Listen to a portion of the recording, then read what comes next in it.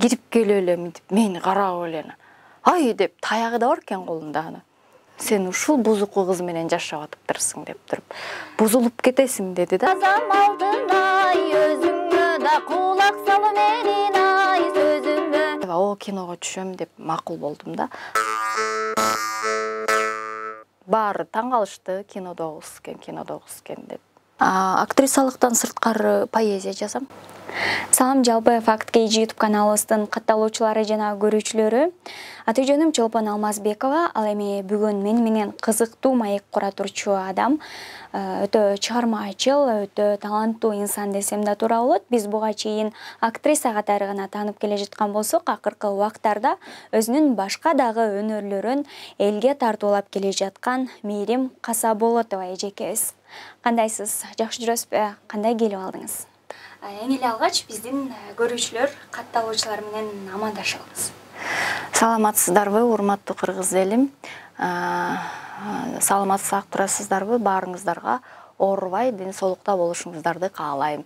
Ошондой эле сиздерге дагы ишиңиздерге ийгилик каалайм. Чакырганыңыздарга терең ыраазычылык. Мээрим эже, апамдын махабаты сериалын көргөндө биз сизди эстейбиз. Анан сизди көргөндө апамдын махабаты деген сериалды эстейбиз да.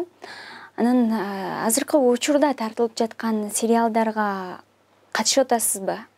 Азыркы учурдагы сериалдардан Адлет деген сериалга түштүм. Кичинекей роль, эпизодический роль деп коет. Биздин профессионалдык тил менен айтканда кирип чыкма ролдор да. Ал жерге балам дагы роль жаратты, биринчи дебюту десек болот. Андан кийин Жалбыз телесериалында дагы түштүм. Ал жерде дагы эпизоддук ролго түштүм. Кудайга шүгүр. Демек, балаңыз дагы сиздин жолуңузду жолдоп аткан экен да. Буга чейин эле кызыңыз дагы ошол баягы чыгармачылык чөйрөдө болчу. Кызым азыр 12-де. Анан мен таятасы чоң комузчу болгондон кийин атайын таятасынын колуна берип койгом. Ошол комуз өнөрүн аркаласын деп. Өзү дагы комузга абдан шыктуу. Азыр Кудайга шүгүр окуп атат таятасынын колунда. Балам болсо эми кызым ырдап бийлейт өз алдынча. Анан аябай кружокторго барып деле андай эмес. Өзүнүн канында бар окшойт да. Комузчулук өнөрдү аркалап келатат, Кудай буйрса шүгүр. Уулуңузду атайын? Уулум болсо, жок, атайын окуткан жокмун. Ал дагы ырдайт жакшы бийлейт. Мен азыр уулумду наоборот борьбага бердим да. Өзү күрөшкөн аябай кызыгат. Анан баягы киного чакырылып калганда мейли тартылып көрсүн десем, ал жактан да таланты бар экен, абдан жакшы аткарып берди. Сиздин кайсы бир интервьюңузда жатаканада жашаган кыздын апасы келип, сен бул кыз менен жашаба, бул бузулган кыз деп айткан экен. Ошол жөнүндө айтып берсеңиз. Биз окууну бүтүп, анан 3 кыз болуп, баягы окууну бүткөндөн кийин общежитиядан кетесиң да. Анан 3 кыз болуп квартирага жашап калдык. Анан квартирага чыккандан кийин ал 3 кыздын бирөөсүн анча деле тааныш эмесмин. Ошол менин жакын эми курбумдун айылдан дагы бир бөлөсү келип калды. Анан ал биз менен жашап калды. Анан үчөөбүз квартирада турганда бир күнү тайнеси келди, конокко. Тайнеси келип эми ошол убакта эле бир 80 жаштардагы кемпир экен да. 70-тен өтүп калган, 80-ге чукулдап калган. Анан кирип келип эле мынтип мени карап эле ай деп таягы да бар экен колунда аны. Сен ушул кыз менен жашап атасың, бия деди. Чыкчыңдаган кемпирлер болот го, ошондой экен. Анан ооба апа, тайне бул деген билесизби апа махабатындагы эже да тияк-пияк ошол кыз да ошо ролду ойногон десе, эч түшүнбөй койду да. Сен ушул бузуку кыз менен жашап атыптырсың деп туруп, бузулуп кетесиң деди да, прям ушинтип айтты. Анан эле бир жумага жетпей эле көчүп кетти, тез урушуп атып эле көчүрүп кетти. Анан аябай таң калгам ошондо. Сизге катуу тийген жок? Катуу тийди, ыйладым, аябай жамда. Бузулуп кетесиң деген аябай жаман болдум да. Эмнеге бузулуш керек депчи.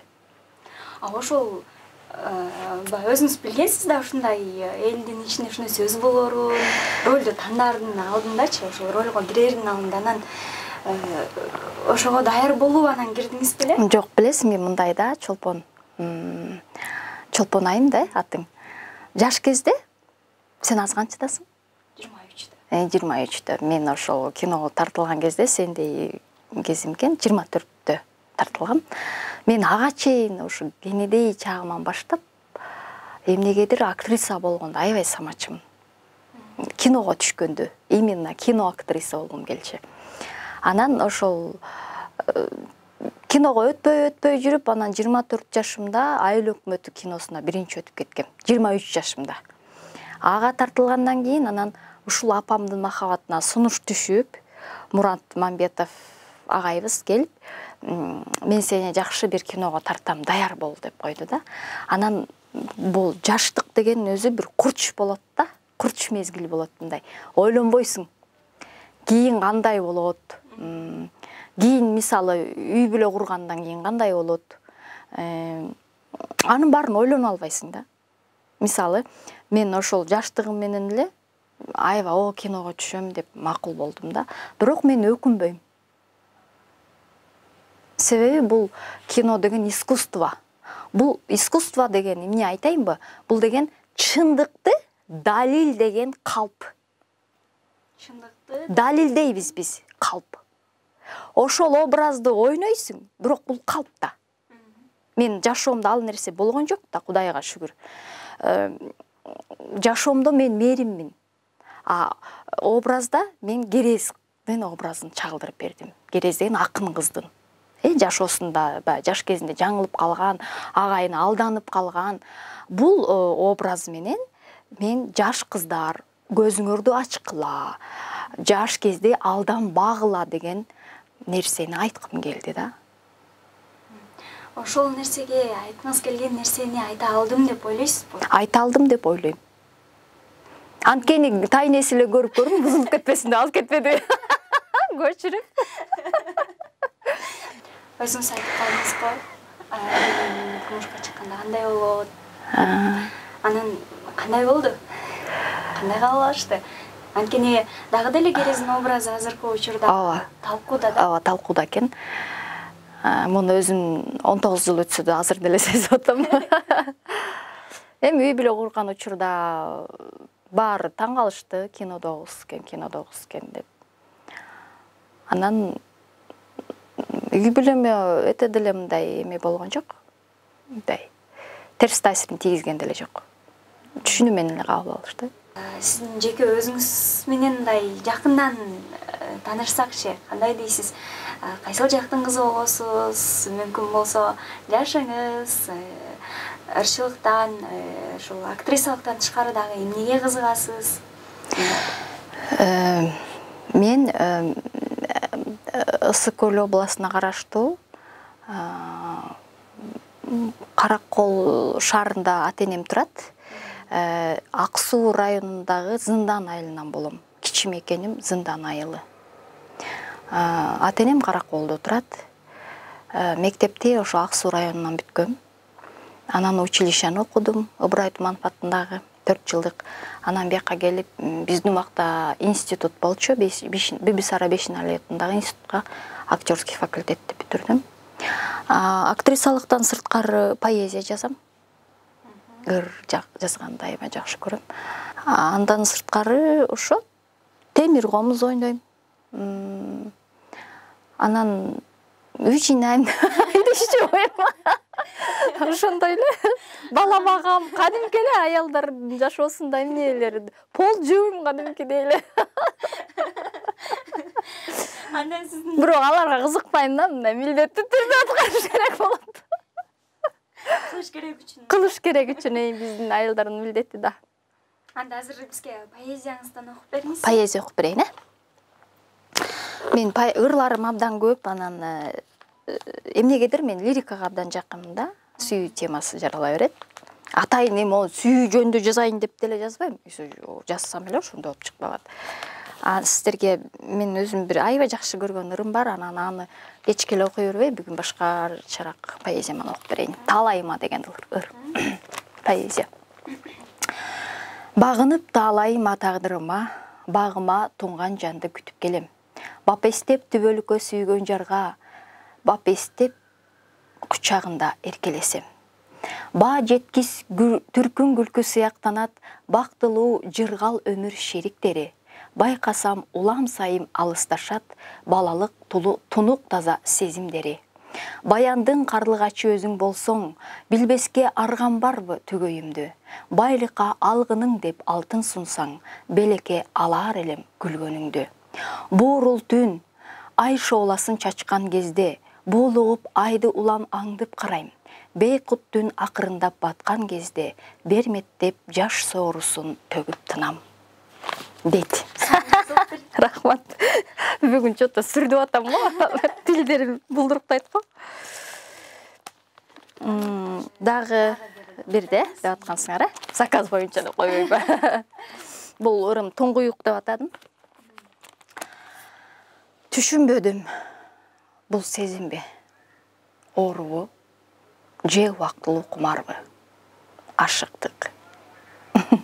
Ашықтық. Қаяқтағы ашықтық. Балким жақшығадыр.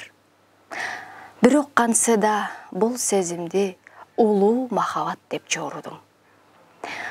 Себеби мұқтавадым. Тамақ ішпедім. Сенің күлкүңсүз мен орудум. Қиялдарға чөмүлүп күлкүңө эч тойбодум. Басқаныңды, жытыңды, сүйлөгөнүңдү элестетип, өзүң жөнүндө көй ойлодум. Таңа қарып шүйдірім жалбырақтан жаш болып төгілген жоқтавадым. Күттім. Бирок сен келбедиң. Сени күткөндөн да, ойлогондон да чарчабадым. Сагыныштан, кусалыктан бир өзүңө бара албадым. Ошонтса да атыңды тумар кылып, жүрөгүмө бек сактадым. Бермеже. Дикитен да. Жоқ, жашоомдон деле алынган эмес. Мен биз баягы образга кирип кеттим да. Актриса катары.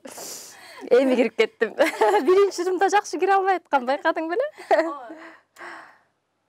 Ушундай тистеке. Таланттуу адамдардыкы бул жерде чыгарат. Баягы мындай да кинодо ыйла дегенде ыйлайсың да, күл дегенде күлөсүң ошол. Биз камеранын алдынан көнүп алып турбуз да. Бат эле. Ошол образдан чыга албай калган учур болот. Болот.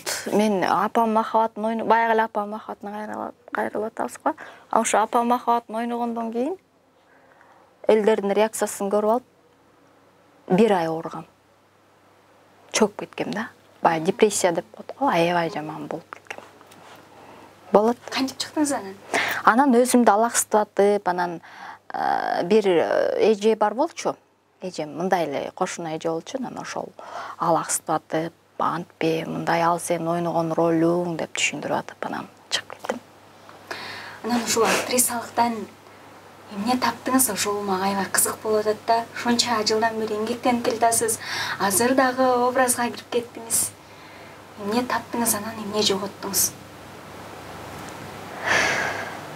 Аябай кыйын суроо болду го.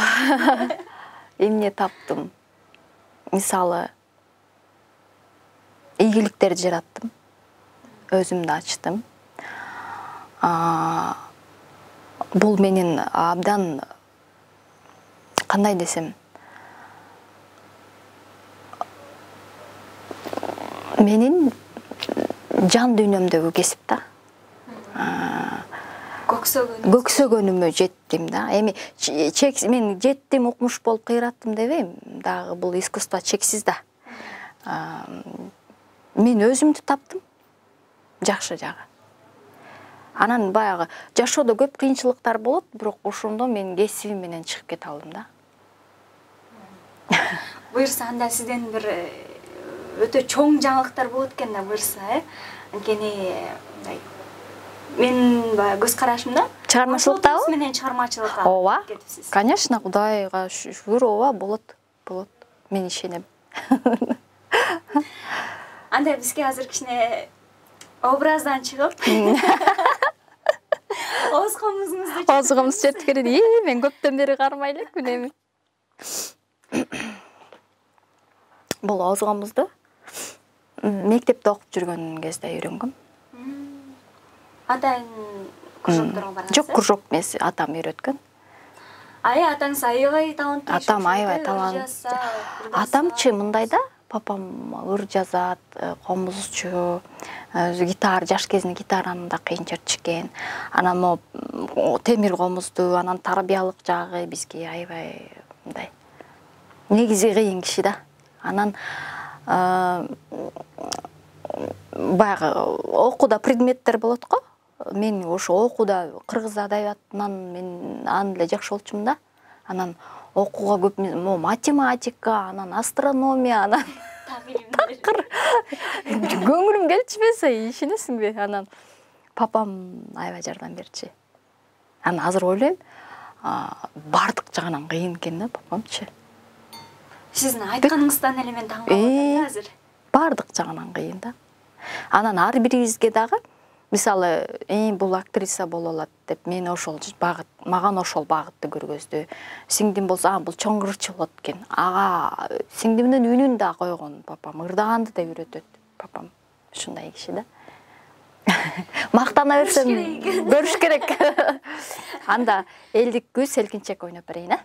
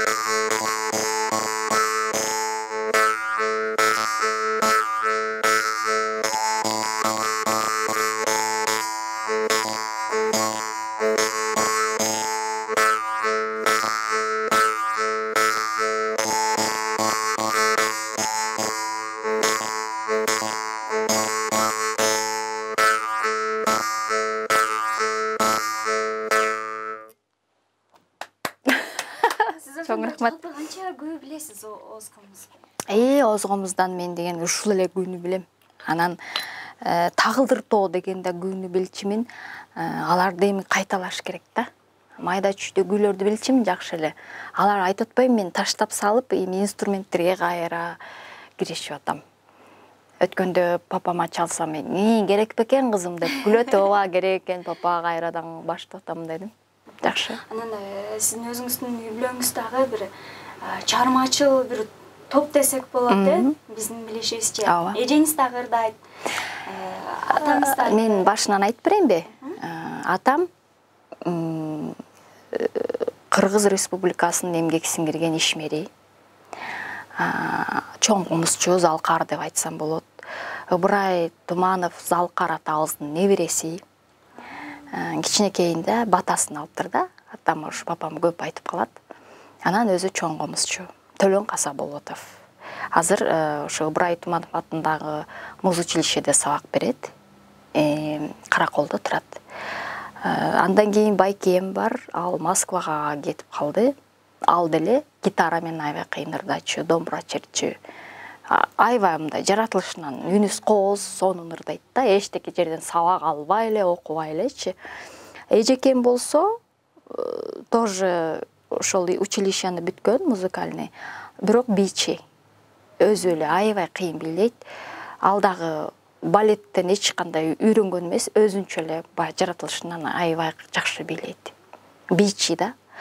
Андан кийин мен актриса, андан кийин сиңдим Камбаркан этнографиялык элдик ансамблдин солисткасы болуп иштейт филармонияда. Чоң ырчы. Абдан жакшы үнү. Андан кийин иним Эрлан. Иним дагы Устат Шакирт борборунда музыкант болуп иштейт, чоорчу. консерваторияда иштейт. Анан аранжировщик, музыкалар жасайт, музыкалардын баарын ошо иниме жасатам. Анан апам, мамам болсо өзү медик кесиби боюнча, бирок азыр үйдө кесиби боюнча көп деле иштеген жок, анан бирок кыйын ырдайт, аябай жакшы ырдайт. Ошондой. Биздин үй бүлө ушундай. Биринчиси атаңыздардан өткөн экен. Атам, мамам деле жакшы ырдайт, экөөнүн тең аябай жакшы өткөн. Анан комузду дагы ошо атаңыздан үйрөнсөңүз керек. Эми мен мындай да. Жок, мен комузду атайын окуган жокмун. Мен өзүм эле ошо папам айтчу, сенден комузчу чыкпайт. Комузга жок кем да менчи. Получается, такыр жок кем да аспапкачы. А мен негизи мен да ошо училищени бүткөм. Мен бирок кылгыяк жагын бүткөм. Анан баягы бүткөндөн кийин эле мен деген актриса болом деп көксөп, бияққа келип актрисалыкка баш оту менен кирип, инструменттерге маани бербей таштап салгам. Анан көрсө керек экен, эми акыл кирип, 40ка чыкканда деп койбойм. Анан кайра комуз керек экен. Эми бизде мындай да, ай сен артистсиң да ырдап койчу дей берет да, конокко барсаң деле, жөнөкөй эле, сахнага чыгып ырдабасаң да, анан уяласың да, ой бир-эки ыр жаттап алайын дейсиң, анан ошонтип анан быйыл комузду кайрыга кармадым. Эми ырдап коебуз, комуз менен анча-мынча. Анан биздин көрүүчүлөрүбүзгө да азыр ырдап бересиз. Ырдап берейин. Кайсы ырды?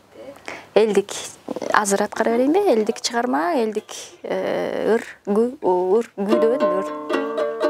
Жүрөгүмдөн деген да.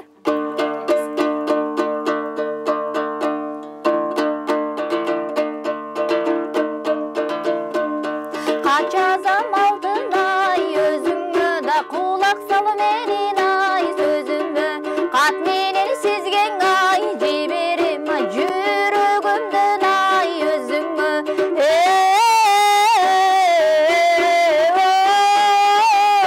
өзүңө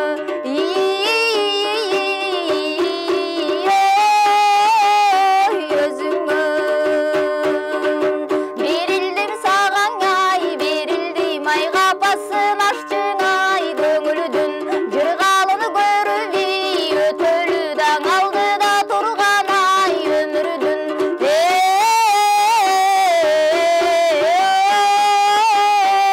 өмүрдүн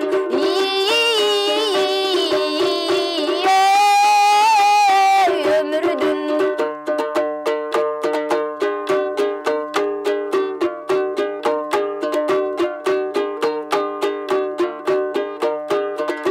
арналып сезген ай жазылган сүйүүнүн сүйүң ай саламы жеткенде кетип ай алыска да көбөйттүң алтын ай сананы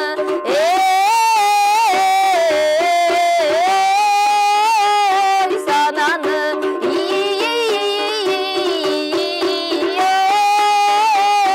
сананы Жаап коелу анан. Рахмат. Мага кызык болуп атат да. Ушундай өнөрүңүздү жөн эле актриса эле болсом деп чыгарбай коюңузбу? Жок. Жок, мындай да ал убакта мисалы бизде папам абдан мындай профессионалдуулукка, анан мындай так өнөргө үйрөткөн да. Мисалы комузду да чертсең мындай нормальный черт деп урушат да, кыңылдатпай же үнүң чыкпай же комузуң чала деп урушат мисалычы. Анан мисалы актрисалыкта бул абдан чоң өнөр да.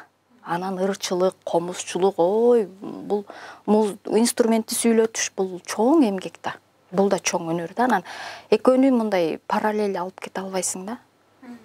Мисалычы, же бир аябай укмуш болуп искусствода ушундай да, бир чыгышың керек, же вообще эле мындай көптүн жүзү болуп жүргүчө чыкпаш керек. А Кудайга шүгүр, мен кинодо өзүмдүн баягы кандай десем, яамды мен өзүм актриса катары көргөздүм деп эсептейм. Кудайга шүгүр, азыр эл таанып калды дегендейчи. Анан эми азыр болсо ушул ырчылыкка эми киришип атам. Билишиңиз боюнча тойлордо дагы ырдап чыгып атасыз, Ооба. Канча убакыттан бери ушул жакта жакында баштадыңыз? Тойго чыгып калганыма 10 жыл болду. Той менен иштеп жүргөнүмө 10 жыл болуп калды. Бирок мен жакын арада эле мени ошондо көрдүм окшойт анда. Сен ошондо көрдүң окшойт. Себеби мен деген дайыма Бишкекте болгон жокмун. Мен ортодо Талас театрында иштеп келдим. Капар Медетбеков атындагы областтык драма театры ачылган 8 жыл мурун 8 жыл ал жакта иштедим мен. Анан азыр болсо ошо Таластан баштадым. Той менен иштеп 8 жыл аякта иштедим. Анан 2 жылда Караколдо иштеп келдим. Анан кайра Бишкекке келдим. Башында Бишкектен баштагам. Мен Талас театрында иштеп жүргөндө режиссер мага Миндибайыров Шамбет деген режиссер бар, таланттуу чоң режиссер. Ошол Үмүттүн турналарын койду. Эрте келген турналар Чыңгыз Айтматовдун. Ошондо Мырзагүлдүн ролун мага берген. Анда эми жаш болчумун, жашыраак. Анан ушул сен Мерим Темиргомуз билесиң да дейт. Ооба десем, ойноп жүргөнүмдү көрүп калыптыр анан.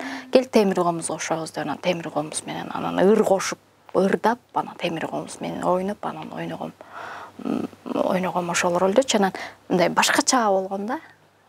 Мындай жөнөкөй эмес. Мындай бир жардам береби дегениңден сурап атам, жардам берет.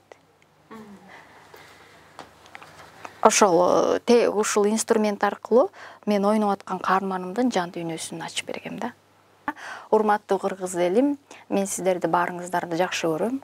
Ушул дүйнөлүк апаттан аман эсен баарыбыз оорубай чыгып, баягы кыргыз деген улуу кылымдардан берки сакталып келе жаткан кыргыз деген улуу атыбызды унутпайлы журтум.